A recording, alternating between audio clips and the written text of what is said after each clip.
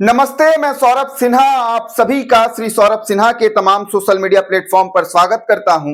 आज का किस्सा का ये तीसरा एपिसोड है और आज हम अरुणा असफ अली के बारे में जानेंगे, जिनका आजादी के लड़ाई में बहुत ही महत्वपूर्ण भूमिका रहा है। अरुणा असफ अली भारत के स्वतंत्रता संग्राम की प्रमुख महिलाओं में से एक है। वह एक क्रांतिकारी वामपंथी थी जिन्होंने 1942 के भारत छोड़ो आंदोलन के दौरान नेतृत्व की बागडोर संभाली थी। 8 अगस्त 1942 को कांग्रेस ने भारत छोड़ो प्रस्ताव पारित किया और महात्मा गांधी और जवाहरलाल नेहरू सहित कांग्रेस के सभी प्रमुख नेताओं को ब्रिटिश सरकार ने गिरफ्तार कर लिया। गांधी के करो या मरो के आह्वान के बाद अरुणा ने 9 अगस्त 1942 को बंबई के गोवालिया टैंक मैदान में आजादी का झंडा फहराकर ब्रिटिश सरकार को चुनौती दी, जिससे भारत छोड़ो आंदोलन की सबसे यादगार छवियों में से एक छवि बनी। इस घटना के बाद ब्रिटिश सरकार ने उन्हें गिरफ्तार करने का अथक प्रयास किया, पर कभी सफल ना हो सकी। अरुणा असफ अली शिक्षिका के साथ साथ राजनीतिक कार्यकर्ता और प्रकाशक भी थी, जिन्होंने भारतीय स्वतंत्रता आंदोलन में महत्वपूर्ण भूमिका निभाई। आजादी के बाद वह राजनीति में आई और 1958 में दिल्ली के मेयर नियुक्त हुई। उन्होंने एक मीडिया पब्लिशिंग हाउस की स्थापना भी की। उनका एक परिचय ये भी है कि अरुणा असफ अली अमेरिका में भारत के प्रथम राजदूत की पत्नी थी। अरुणा असफ अली का जन्म 16 जुलाई 1909 को कालका में हुआ था, जो पहले पंजाब का और अब हरियाणा का हिस्सा है।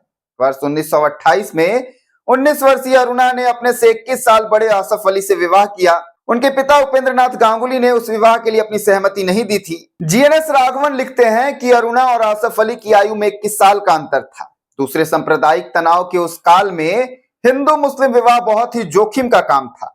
तीसरे असफ अली को किसी तरह से संपन्न नहीं माना जा सकता था, क्योंकि असहयोग आंदोलन के दौरान वकालत का पेशा छोड़ देने के बाद वो उत्तर प्रदेश में नगीना के पास एक गांव की जमीन भी अपना हिस्सा में बेच चुके थे। शाइस्ता इकरामुल्लाह अपनी तरुणाई में नारी आंदोलन में अरुणा असफ अली की सहयोगी हुआ करती थी। उन्होंने अपनी आत्मकथा फ्रॉम पर्दा टू पार्लियामेंट में लिखा, अरुणा स्वभाव से अत्यंत मधुर और शालीन महिला थी। हम उन्हें भाभी कहकर पुकारते थे। समाज सेवा का स्वाद सबसे पहले भाभी ने ही मेरे मुंह को लगाया था।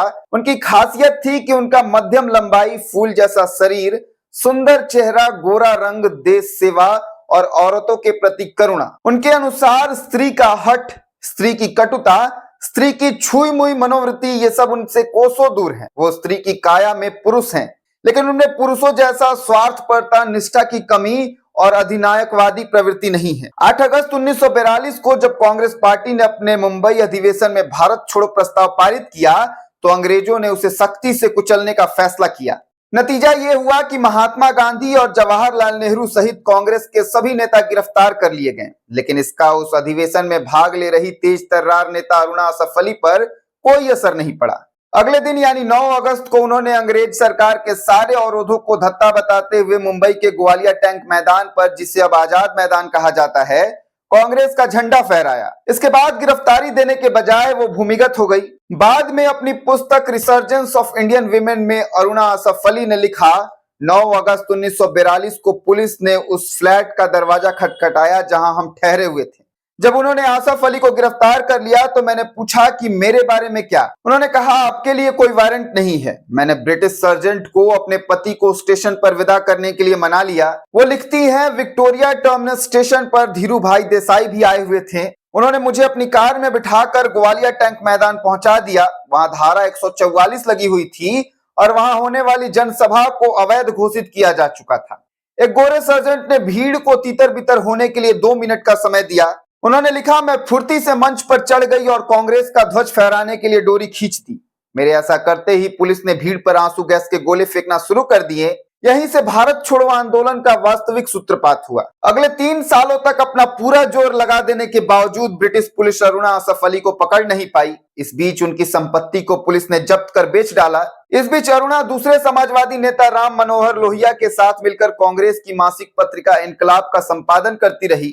2 हफ्ते भूमिगत रहने के बाद उन्होंने उषा मेहता के साथ मिलकर कांग्रेस के गुप्त रेडियो स्टेशन से प्रसारण करना शुरू कर दिया।